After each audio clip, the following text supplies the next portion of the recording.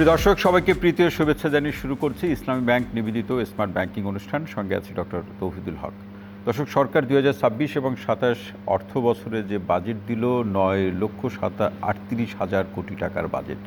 এই বাজেটের রাজনৈতিক প্রেক্ষাপটে নানা ধরনের বিশেষণ, বিশ্লেষণ, পর্যালোচনা সেটি আছে, কিন্তু চলমান অর্থনীতির যে আকার এবং এর যে গতি প্রকৃতি কিংবা যে ধরনের অর্থনৈতিক কর্মকাণ্ড আমরা এখন আমাদের চলতি বা সম্প্রতি আমরা লক্ষ্য করছি, তাতে বাজেটের সাথে এর যে সম্পর্ক কিংবা এই পরিস্থিতিকে আরও ভালো জায়গায় নিয়ে যাওয়ার প্রশ্নে বাজেট কী ধরনের ভূমিকা রাখতে পারে, এর উপযোগিতার জায়গাটি কতটুকু, মানুষের জীবনযাত্রার ক্ষেত্রে কতটুকু পরিবর্তন আসবে সেটি নিয়ে পর্যালোচনা আছে, বিশেষজ্ঞ মতামত আছে। পাশাপাশি যে ব্যাংকিং ব্যবস্থা নিয়ে দীর্ঘদিন ধরে কথা হচ্ছে, সেই ব্যাংকিং ব্যবস্থার ক্ষেত্রে একটি সুশাসন এবং সেই সুশাসনকে স্থিতিশীল করা বা ধরে রাখার প্রশ্নে কী ধরনের কর্মকাণ্ড অথবা করণীয় বা ব্যবস্থাগত যে প্রক্রিয়াগুলো বাজেটের উল্লেখ আছে বা কি করা যেতে পারে, সেই প্রসঙ্গগুলোই আজকের সম্মানিত আলোচকের কাছ থেকে আমরা বোঝার চেষ্টা করব। আজকের সম্মানিত আলোচক হিসাবে স্টুডিওতে উপস্থিত আছেন বিশিষ্ট অর্থনীতিবিদ ও উন্নয়ন বিশেষজ্ঞ MS সিদ্দিকী। আপনাকে অনুষ্ঠানে স্বাগত জানাচ্ছি। দর্শক, তারই সূত্র ধরে আজকের যে আলোচনার বিষয় বর্তমান অর্থনীতিতে বাজেটের উপযোগিতা। স্যার, এই প্রসঙ্গে আমরা শুরুতেই যেখান থেকে আলোচনাটি শুরু করতে চাই, একটা বড় আকারের বাজেট, নানাভাবে সেটি রাজনৈতিকভাবে আলোচনা পর্যালোচনা হচ্ছে, এটা আরও চলতে থাকবে, সেদিকে আমরা যেতে চাই না। আমরা একেবারে অর্থনীতির দৃষ্টিকোণ থেকেই বাজেটকে দেখতে চাই। আপনার কাছে আপনার পর্যালোচনায় শুরুতে শুনতে চাই যে আমাদের যে অর্থনৈতিক কর্মকাণ্ড কিংবা এখন যে কর্মচাঞ্চল্যতা রয়েছে এবং আমাদের যে উন্নয়নের যে পরিমণ্ডল, সব কিছু মিলে বাজেট কতটা ভালো রাখবে আমাদেরকে? হ্যাঁ, বাজেট যখন চিন্তাভাবনা আমরা করি, আমরা যেটা এক্সপেক্ট করি সেটা হচ্ছে যে বর্তমান অর্থনীতিতে যে সমস্যাগুলো আছে এগুলোকে কিভাবে অ্যাড্রেস করবে এই বাজেট। যেমন আমাদের ইমিডিয়েট প্রবলেম যেটা, সেটা হচ্ছে ইনফ্লেশন। আমাদের কর্মসংস্থানের ব্যবস্থা করতে বহু মানুষ বেকার হয়ে যাচ্ছে। আমাদের জিডিপির গ্রোথটা মারাত্মক রকম কমে গেছে, এটাকে আরও বাড়াতে হবে। আমাদের ফরেন কারেন্সি রিজার্ভ কম। ব্যাংকিং সেক্টরে যে অরাজকতা বা অনিয়ম, যে বিশৃঙ্খলা আছে, এটাকে শৃঙ্খলা ভিতরে নিয়ে আসা, এই ধরনের সিচুয়েশনগুলোকে অ্যাড্রেস করাটাই বাজেটের মূল ইমিডিয়েট কাজ বলে ধরে নেওয়া হয়। কারণ এক একটা প্রেক্ষিতে এক এক ধরনের সমস্যা থাকে। বর্তমান প্রেক্ষিতে এটাই হলো আমাদের সমস্যা।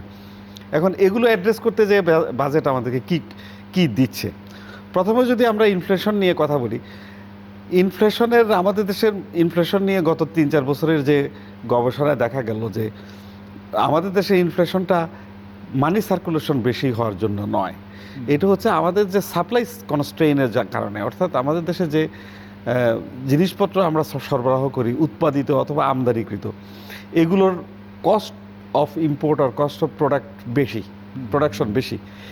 এইটাকে কিভাবে বাজেট অ্যাড্রেস করছে? জিনিসপত্রের দাম কমানোর জন্য আমরা কোনো চেষ্টা করেছি কিনা? ইম্পোর্টেড প্রোডাক্টের ব্যাপারে বলতে গেলে কিছুটা সরকার এবার, যেমন 60 কমোডিটিস এসেনশিয়াল প্রোডাক্ট আমরা যেটা কনজিউম করি, এটা আমদানিতে অ্যাডভান্স ইনকাম ট্যাক্সের একটি অংশ কমানো হয়েছে। মূল সমস্যার তুলনায় খুবই ইনসিগনিফিকেন্ট, তবে তারপরেও একটা পজিটিভ দিক। আরেকটা দিক দেখেছে, সেটা হচ্ছে যে উৎপাদিত জিনিসপত্রের দাম কমানো যাবে কিনা। হোল জিনিসপত্রের দাম কমানোর যে চিন্তাটা, সেটা কিন্তু অ্যাড্রেস করা না। এবং এই জায়গাতে আপনি বলছিলেন যে দেশের মধ্যে উৎপাদিত পণ্যের যে মূল্য এখন আমরা লক্ষ্য করছি, সেটা যে উৎপাদন করছে উৎপাদকের কাছ থেকে যে দামে ক্রয় করা হচ্ছে আর একেবারে শেষ যিনি ক্রয় করছেন যে ভোক্তা, এই দুইয়ের মধ্যে দামের ব্যবধান অনেক বেশি বা মূল্যের ব্যবধানটা অনেক বেশি। তো এই প্রশ্নে বাজার ব্যবস্থাপনার কথাই সবাই বলে থাকেন, নিশ্চয়ই হয়তো আপনি সেই কথাই বলবেন, কিন্তু বাজার ব্যবস্থা এখানে তো খুব বেশি যে কাজ করছে, খুব বেশি যে সক্রিয় বা একটা ফলাফল তৈরি করতে পেরেছে, এমনটা আমরা দেখি না। কেন এমনটা হচ্ছে, কি করা যায়? প্রথমত, বাজার ব্যবস্থাপনায় সরকারের আসলে কোনো হাত নাই, এটা টোটালি বেসরকারি খাতে ছেড়ে দেওয়া হয়েছে। এইটাকে কখনোই বেসরকারি খাতে ছেড়ে দেওয়ার কোনো সুযোগ নাই। মুক্ত বাজার অর্থনীতিতেও এসেনশিয়াল প্রোডাক্টের যে বাজার ব্যবস্থাপনা, এইটা সরকার এবং কেন্দ্রীয় সরকার এবং লোকাল গভর্নমেন্টের, স্থানীয় সরকারের প্রত্যক্ষ তত্ত্বাবধান এবং ভূমিকা থাকে। সেটা আমাদের দেশে একেবারেই শূন্য। একেবারেই শূন্য। আচ্ছা, আর আরেকটা হচ্ছে যে আমরা প্রাইভেট সেক্টরে ছেড়ে দিয়েছি। প্রাইভেট সেক্টরে ছেড়ে দিলেও তাকে তো সাধারণ যে নীতি সহায়তা সেটাও তো আমরা করছি না। মনে করেন ট্রান্সপোর্টেশনের ব্যাপারে, ট্রান্সপোর্টেশন কস্টের উপরে ব্যবসায়ীদের এবং সরকারের কোনো নিয়ন্ত্রণ নাই। আমাদের দেশে ওয়্যার হাউস নাই। একটা ট্রানজিশন পিরিয়ড আছে। কৃষক যখন ফসলটা ফলায়, ফসলটা ঘরে আনে, তখন তাকে বিক্রি করে ফেলতে হয়, তার ক্যাশ টাকার দরকার অন্যান্য খরচের জন্য। যে লোন করেছে তাকে সারের দাম, বীজের দাম দিতে হয়। ট্রানজিশন পিরিয়ডটাতে 1-2 মাসে যদি একটা ব্রিজ ফাইন্যান্সিং করা যেত, তাহলে কিন্তু সে ফেয়ার প্রাইস পেত। সেখানে সে পাচ্ছে না। তো এইসব ব্যাপারে আসলে এই যে টোটাল ট্রান্সপোর্টেশন সিস্টেম বা সাপ্লাই চেইনের ভিতরে যতই আপনি ব্যবসায়ীদেরকে দোষারোপ করেন, আমি যদি বিনয়ের সাথে বলি, আপনারা কি সেখানে অ্যাড্রেস করেছেন? ওদেরকে ছেড়ে দিয়েছেন, ওদেরকে একটা কমফোর্ট জোনে রেখেছেন। চাঁদাবাজি যে হয় সেটা কি বন্ধ করেছেন? ট্রাকের ভাড়া যখন হারভেস্টিং পিরিয়ডে যখন ট্রাকের ভাড়া বেড়ে যায়, সেটাকে আপনারা নিয়ন্ত্রণ করার কম্পিটিশনটা এনশিওর করতে পেরেছেন? পারেননি। তো সুতরাং আমরা সেখানে অ্যাড্রেস করছি না। তো এই জন্য আমরা সরবরাহকৃত উৎপাদিত জিনিসপত্রের দাম যে কমার, এই ব্যাপারে আমাদের ইফেক্টিভ কোনো চেষ্টা কোনো পক্ষ থেকে এখন পর্যন্ত দৃশ্যমান নয়। সুতরাং জিনিসপত্রের দাম কমে যাওয়ার ব্যাপারে বাজেটের খুব কঠিন শব্দ যদি উচ্চারণ করতে হয়, কোনোই ভূমিকা নাই। আমরা এমএস সিদ্দিকী স্যার একটা বিরতিতে যাব। প্রশ্নটি রেখে যাই যে সরকারের এই যে রেভিনিউ যে সংগ্রহ করা বা রাজস্বটা কিভাবে হবে, এনবিআর এর প্রসঙ্গ সবসময় বাজেটের এই উত্থাপনের সময় নানাভাবে আলোচনা হয়। পরবর্তী সময় এই আলোচনার প্রেক্ষাপটে তার যে সংস্কার বা পরিবর্তনগুলো কতটুকু বা আমরা দেখতে পাই, এই প্রসঙ্গটি নিয়ে আমরা আলোচনা করব, তবে বিরতির পর। প্রিয় দর্শক, আপনারা দেখছেন ইসলামী ব্যাংক নিবেদিত স্মার্ট ব্যাংকিং অনুষ্ঠান। নিচ্ছি ছোট্ট বিরতি, সঙ্গেই থাকুন।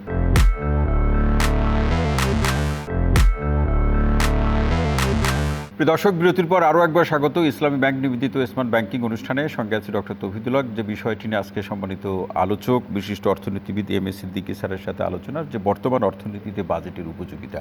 স্যার, যে প্রশ্নটি আপনার কাছে রেখে যাওয়া, যে এনবিআর কতটা ট্যাক্স আহরণ করতে পারবে, এটা বহুত আলোচিত ব্যাপার। এনবিআর গত হিস্ট্রিতে জানা মতো কখনো ওরা ওদেরকে দেয়া টার্গেট অ্যাচিভ করতে পারে নাই। এটা নিয়ে এত বেশি আলোচনা হচ্ছে। গত ইন্টারিম গভর্নমেন্টের সময় একটা আইনও করেছিল, কারণ বিশেষজ্ঞদের মত হচ্ছে যে এনবিআর নিজেরা পলিসি তৈরি করে, আবার এটা ট্যাক্স কালেকশনও করে ওই পলিসির আন্ডারে। তো ওরা যখন নিজেরা যখন পলিসি তৈরি করে, নিজেরা নিজেদের সুবিধা মতোই করে। এই সুবিধাটা হচ্ছে তাদের কমফোর্ট জোনটা ওরা চিন্তা করে। ওরা যখন কমফোর্ট জোনে যেতে চায়, তখন আর অ্যাচিভমেন্ট আর হয় না। তো সুতরাং তাতে বিক্ষুব্ধ হয়, যারা ট্যাক্স দেয় তারা বিক্ষুব্ধ। তো তারা কিছুতেই সুখী নয়। তো এরকম একটা পরিস্থিতি, দুর্নীতির কথা বাদই দিলাম, এরকম একটা পরিস্থিতিতে এর ভিতরে একটা অ্যাম্বিশাস একটা টার্গেট তাদেরকে দেওয়া হয়েছে, এবং এই ব্যাপারে টোটালি সরকার পলিসি মেকাররা ইগনোর করেছে যে এনবিআরকে একটা রিফর্ম করতে হবে। এত আলোচিত একটা বিষয় নিয়ে ওনারা কিন্তু অ্যাড্রেস করার নাই। শুধু কিছু বাজেট বক্তৃতায় বলেছেন যে কর্মকর্তাদের ডিসক্রিশনারি পাওয়ারটা একটু কমানো হবে, কারণ বাংলাদেশে ট্যাক্স কালেক্টর অফিসারদের, কর্মকর্তাদের ক্ষমতা খুবই অসীম, তাদের কোনো জবাবদিহিতা নাই। যেমন ধরেন একটা কথা ওনারা লেখেন যে আমার বিশ্বাস করিবার কারণ আছে যে আপনি আয় বহির্ভূতভাবে এত কোটি টাকা আয় করেছেন, সুতরাং আপনাকে এত লক্ষ টাকা ট্যাক্স দিতে হবে। এই যে আমার বিশ্বাস করিবার কোনো কারণ আছে যে দুনিয়ার যে কোনো দেশে যান, ওরা এটা প্রমাণ করতে হবে। আপনার বিশ্বাস করার কারণটা কি সেটা আপনাকে এক্সপ্লেন করতে হবে, এভিডেন্স দিতে হবে। কিন্তু আমাদের দেশে সেটার প্রয়োজন নাই।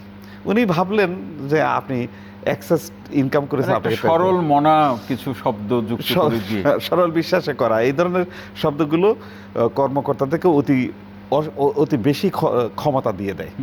তবে একটা জিনিস একটু বলেছেন যে আমরা যে অডিট করি, আগে অডিট করাটা ছিল এরকম যে আমি যাকে পছন্দ করি না তার নামে বললাম যে তোমাকে অডিট করব। এখন ওনারা বলছেন যে না, আমরা করব, অটোমেটিক এটাকে সিলেকশন করব, তাইলে কিছুটা বেটার। আচ্ছা, তারপরে আবার জিনিস হচ্ছে যে আমাদের কাস্টমসের অ্যাসেসমেন্টটা, আমাদের শত শত কোটি টাকা খরচ করে আমরা এসআই কুরিয়া নামের একটা সফটওয়্যার পারচেস করেছি, যেটা আমরা কিনেছি এবং ওইটা আমরা ভাড়া দিচ্ছি। ওইটার কাজ হচ্ছে যে ওরা অটোমেটিক্যালি অ্যাসেসমেন্ট করবে, ওর ভিতরে ডাটা ঢুকানো থাকবে, ক্রাইটেরিয়াগুলো তার কাছে দেওয়া থাকবে, সে ওই সফটওয়্যার অটোমেটিক্যালি ডিটারমিন করবে একটা প্রোডাক্টের আমদানি ট্যাক্স কত হবে। ওনারা করেছেন কি, এটাকে অফ করে রেখেছেন, এসআই করে এটাকে অফ করে রেখে এই অ্যাসেসমেন্টটা ওনারা নিজেরা ম্যানুয়ালি করেন। বুঝতেই পারছেন কেন করে। আচ্ছা, এখন এসআই কোডাটাকে যখন আপনি ওইটা করছে, তার মানে ওইটাকে ওরা একটা সাধারণ একটা কম্পিউটারের ডাটাবেজ আছে না, ডাটা ইনপুট দিলাম, সেরকম একটা সাধারণ একটা কম্পিউটার সফটওয়্যারের মতো ব্যবহার করছে, ওইটার কোনো অরিজিনাল ইউটিলিটি নাই। তো এত বড় একটা মারাত্মক, এত অর্থ ব্যয় করে, এত সময় নষ্ট করে, ওইটা যদি হতো তাহলে ফেয়ার জাজমেন্ট হতো এবং ট্যাক্স বেড়ে যেত। অ্যাডভান্স ট্যাক্স বা কাস্টমস পয়েন্টে যে ট্যাক্স, কাস্টমস ডিউটি, এইটার একটা সার্টেন লেভেল পর্যন্ত এটা ট্যাক্স বাড়ায়, তারপরে এটা যখন বাড়তে থাকে ট্যাক্স কমতে থাকে, যেটাকে আমরা বলি ব্যবসায়ীরা ট্যাক্স ফাঁকি দেয়। তা আমি বললাম যে ট্যাক্স ফাঁকি দেয় কখন? জিরো ট্যাক্স হলে তো ফাঁকি দিতে পারবে না, তুমি তো এটা জিরো করো, তুমি তো ইউ আর কমিটেড, তুমি জিরো কাস্টমস ডিউটি করবা, জিরো করে দাও। আপনি কাস্টমসের বই যদি পড়েন ডিউটির রেট উপরে, আপনার মাথা খারাপ হয়ে যাবে এবং এটা আপনি কিছুতেই বুঝবেন না।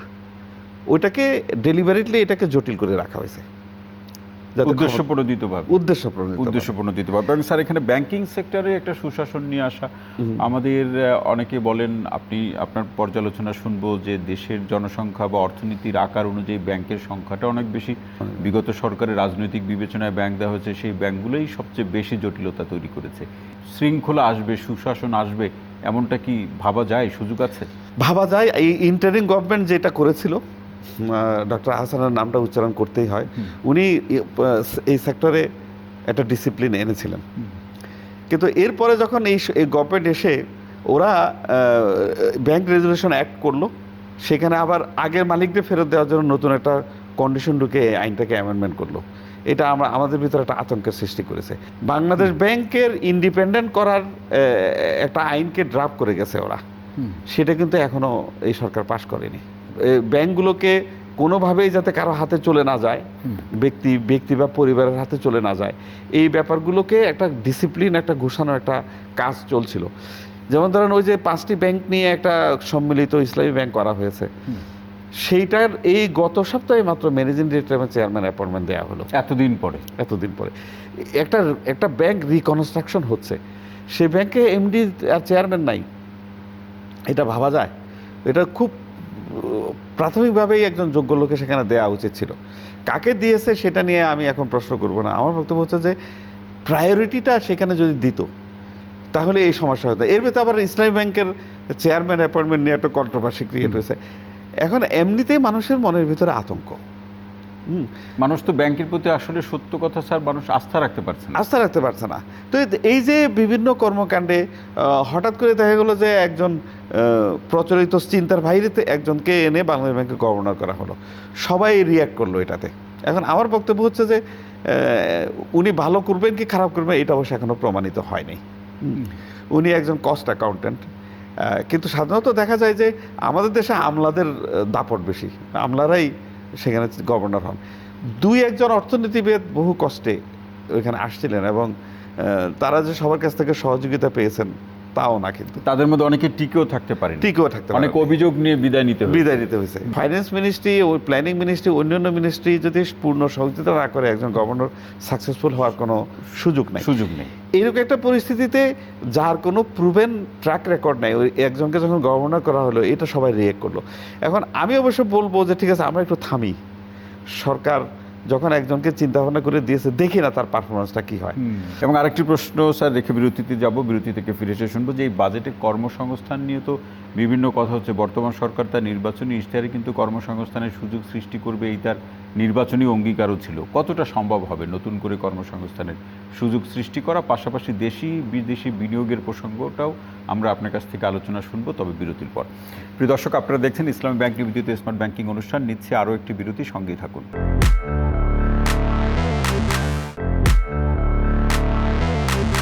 দর্শক, বিরতির পর আরও একবার স্বাগত ইসলামী ব্যাংক নিবেদিত স্মার্ট ব্যাংকিং অনুষ্ঠানে। সঙ্গে আছে ডক্টর তৌহিদুল হক। চলমান অর্থনীতিতে বাজেটের উপযোগিতা, সেই বিষয়ে আলোচনা। সম্মানিত আলোচক হিসেবে আছেন M S Siddiqui sir.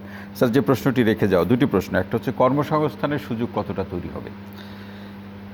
Visible কিছু তো দেখছি না, কারণ কর্মসংস্থানের জন্য কস্ট অফ ডুইং বিজনেস এবং ইজ অফ ডুইং বিজনেসকে অ্যাড্রেস করাটা একটা প্রিকন্ডিশন, যার জন্য ফরেন ডাইরেক্ট ইনভেস্টমেন্টও আসে না, লোকাল ইনভেস্টমেন্টও নাই। কিন্তু এখানে কিছুটা সহজীকরণের কথা বলেছেন, নির্দিষ্ট সময়ের ভিতরে পারমিশন দিবেন। একটা জিনিস দেখেন, ওনারা বলছেন যে আমরা 7 দিনের ভিতরে পারমিশন দেব, কিন্তু 40-45টা পারমিশন নিতে হবে, এটাকে তো কমিয়ে আনা সম্ভব ছিল। সেটা করলেই তো পারতেন, সংখ্যাটা কমিয়ে আনেন না, পারমিশন দেওয়ার সংখ্যা কমিয়ে নিয়ে আসেন। টাইম লিমিটের ভিতরে আপনি 35টা পারমিশন আপনি 7 দিনের ভিতরে দিবেন বলে ঘোষণা করলেন। আমি তো এটাকে ইম্পসিবল মনে হচ্ছে। রিফর্মটা হওয়া উচিত ছিল যে পারমিশন নেওয়ার সংখ্যাটা কমিয়ে আনতে হবে, 5-7টা ডিপার্টমেন্ট থেকে অনুমোদন নিয়েই তাকে ইন্ডাস্ট্রি শুরু করার জন্য, বিজনেস শুরু করার জন্য সুযোগ করে দেন। সেটা করা হয় নাই। আর ফরেন ডাইরেক্ট ইনভেস্টমেন্টের জন্য ওরা কিন্তু এই ইন্ডিকেটরগুলোকে, ইজ অফ ডুইং বিজনেসের ইন্ডিকেটরগুলোকে একটা একটা করে চেক করে ওরা দেখে যে আসলে আমাদের কতটুকু সহজ এখানে বিজনেস করা। তারপর সবচেয়ে মারাত্মক যেটা, সেটা হচ্ছে যে আমাদের দেশে যদি লোকাল পার্টনারের সাথে কোনো ডিসপিউট সৃষ্টি হয়, সেটাকে অ্যাড্রেস করার জন্য আমাদের কুইক বিচার ব্যবস্থা নাই, যেটা আমাদের দেশে একটা মামলা সেটেলমেন্ট হতে 20 বছর লাগে। আমি বাংলাদেশের লোকাল ইনভেস্টরের কথা বাদই দিলাম, আমাদের দেশের লোকজন ব্যবসায়ীদেরকে তো মানুষ খারাপ মনে করে, অশিক্ষিত মনে করে। ফরেন ইনভেস্টররা তো আর অশিক্ষিত নয়, ওরা আমাদের সাথে কথা বলে। ওরা যখন ওই সরকারি কর্মকর্তারা একটা স্মার্ট বক্তৃতা দেয়, এটা জিসার করে আর মনে মনে হাসে, আর আমাদের কাছে এসে বলে তোমার ওই কর্মকর্তা মিথ্যা কথা বলছে আমাকে। আসল ঘটনা হচ্ছে এই, মানে আপনাদের কাছ থেকে সে অ্যাকুরেট ইনফরমেশনটা নেয়, আমাদের কাছ থেকে অ্যাকুরেট ইনফরমেশন আশা করে এবং আমরা দেই। কিংবা লোকাল যে বাজারের যে অ্যাসেসমেন্ট, সেটা তার মানুষ যারা অথবা তার যে এক্সপার্টাইজেশন দিয়ে সেটাকে অ্যাসেস করে নেয়। অ্যাসেস করতে মানে আমি এই সপ্তাহে আমি একজন একটা অনেক বড় একটা দেশের কমার্শিয়াল অ্যাটাচের সাথে কথা হচ্ছিল, 4-5 জন ছিলাম। তো আমাকে যখন প্রশ্ন করলো, আমি গড়গড় করে সব কথা বলে ফেললাম। বেরিয়ে আসার পরে আমার সাথে একজন করি আমাকে বলে যে আপনি দেশের কথা এরকম খারাপ খারাপ কথা বললেন কেন? আমি বলছি আমি তো খারাপ বলি না, আমি সত্য কথা বলছি। তাই আমি বলি কেন? আমি বলছি ও আমার কাছ থেকে সত্য কথা আশা করে, কারণ সরকারি নথিপত্র তার কাছে যায়, ডকুমেন্ট যায়, সেইটা পড়ে, সেটা বিশ্বাস করে না। আমাদের কাছে আসে সত্য কথাটা শোনার জন্য। তা আমি সত্য কথা কেন বলবো না? সে যেহেতু ভাবে যে আমার কাছে এসে সত্য কথা, আমি বলবো, বলতেই হবে আমাকে, কেউ না কেউ সত্য কথা বলতে হবে, কারণ এবং এই সত্য বললেই পরিস্থিতির বদল হবে। আমি তাকে বললাম যে সরকারি ডকুমেন্ট থেকে সে সঠিক তথ্য পায় না। আমিও যদি সেই একই কথা বলি যে সরকার যেটা বলছে কারেক্ট, দেশে ওর কি মতামত পাল্টে যাবে? সে কি মিথ্যার উপর বেসিস করে বাংলাদেশে ইনভেস্ট করতে তার দেশের লোকজনকে ডাকবে না? তাহলে তার চেয়ে সত্য কথা বলি যে এই পরিস্থিতি, কস্ট অফ ডুইং, যেমন আমি একটা জিনিস যোগ করে বলি, বলে যে তোমাদের দেশের দুর্নীতি, লাইসেন্স নিতে গেলে ঘুষ দিতে হয়। আমি বলছি তুমি একটা জিনিস করতে পারো, সরকারের যে লাইসেন্স ফি আছে এবং যে পরিমাণ ঘুষ দিতে হয়, দুটোকে তুমি যোগ করো, দুইটা যোগ করে ওইটাকে এক্সপেন্ডিচার হিসেবে ধরে তুমি দেখো তোমার প্রজেক্টটা ফিজিবল কিনা। সে হাসে। আমি বলছি হ্যাঁ, দিস ইজ দি, তোমাকে তো এটা ধরেই করতে হবে, হ্যাঁ এটাই খরচ মনে করে তুমি করে দেখো যে তোমার ফিজিবল হয় কিনা, তুমি এখানে ইনভেস্টমেন্ট করলে তোমার প্রজেক্টটা ভাইবল হবে কিনা। বলে যে আমি তো ঘুষ দিতে পারি না। আমি বলছি হ্যাঁ অবশ্যই তুমি ঘুষ দিতে পারো না। ঘুষ তুমি কিভাবে দিবা? কারণ তুমি যদি ঘুষ দাও, তুমি তো বলতে পারবে না যে আমি ঘুষ দিয়েছি। এটা তো পেপারে দেখানো যাবে না। আমাদের তো ব্ল্যাক মানি আছে, কস্ট হিসেবে দেখাতে হবে। বাংলাদেশের ব্যবসায়ীরা ঘুষ দিতে পারে, এই জন্য ব্ল্যাক মানি আছে। ব্ল্যাক মানি থেকে দিয়ে আমাদের অফিসিয়াল অ্যাকাউন্টে সেটা আমরা রেকর্ড করি না, দিয়ে দিলাম, ক্লিয়ার হয়ে গেল, কেউ টের পেলো না। কিন্তু ও কিভাবে দেবে? তো আমি তাকে বললাম যে তাহলে তুমি কি করবে, কনসালটেন্ট নিয়োগ করো, কনসালটেন্টকে তুমি একটা ফি দিয়ে দিও, সে ওই ফি টাকা থেকে ওইখানে ঘুষ দিয়ে দিবে। বলে যে না, ওইটাও তো আনইথিক্যাল। যে দেখো, এই জন্য আমাদের থেকে অনেক মাল্টিন্যাশনাল কোম্পানি শেয়ার ইনভেস্টমেন্ট উদ্যোগ করে বিজনেস ইথিক্স অনুযায়ী তো অবশ্যই আনইথিক্যাল, যেটা তো আসলে আর দ্বিতীয়বার বলার সুযোগ রাখে না। আমরা একদম স্যার শেষের দিকে একেবারে মানে খুব সহজ ছোট্ট করে শুনতে চাইবো, সেটা হচ্ছে যে আমরা দেখি যেটা সকল সরকারের সময় টাকার ঘাটতি পড়লে, বিদেশ ঋণ না পেলে, ব্যাংক থেকে ঋণ না পাওয়ার প্রসঙ্গ তৈরি হলে টাকা ছাপায়। বর্তমান সরকারের জন্য কোন বাস্তবতার দিকে হাঁটতে হবে বর্তমান সরকার? যে বড় বাজেট এবং ডেভেলপমেন্ট প্রজেক্ট বা অ্যাডমিনিস্ট্রেটিভ কস্ট, অপারেশনাল কস্টের কথা বলেছে, এইটাকে যদি সরকার মেনটেন করতে চায় এবং তার যে রাজনৈতিক কমিটমেন্ট আছে সেগুলোকে যদি রক্ষা করতে চায়, ইলেকশন কমিটমেন্ট, তাহলে রেভিনিউ কালেকশন যেতে হবে না, সরকারকে বাংলাদেশের ব্যাঙ্কগুলোর কাছে যেতে হবে। বাংলাদেশের ব্যাঙ্কগুলো এত টাকা দিতে পারবে না এবং তারপরে তাকে টাকা ছাপাতে হবে। এছাড়া আর কোনো উপায় নেই, কোনো অল্টারনেট দেখছি না। মিরাকেল কোনো ঘটনা ঘটিয়ে যে রেভিনিউ কালেকশন বাড়ানো যাবে, কোনো রিফর্ম ছাড়া এটা আশা করা যায় না। এটা আশা করা যায় না, কারণ বাস্তবতা যেমন, যে বাস্তবতার প্রেক্ষাপটে। এম এস সিদ্দিকী স্যার, আপনাকে অসংখ্য ধন্যবাদ আজকের আলোচনার সময় দেওয়ার জন্য এবং আপনার গঠনমূলক পর্যালোচনার জন্য। ধন্যবাদ আপনাকে। প্রিয় দর্শক, আজকের মতো ইসলামী ব্যাংক নিবেদিত স্মার্ট ব্যাংকিং অনুষ্ঠানটি এখানে শেষ করছি। সবাই ভালো থাকুন, সুস্থ থাকুন, নিরাপদে থাকুন। সঙ্গে থাকার জন্য অসংখ্য ধন্যবাদ।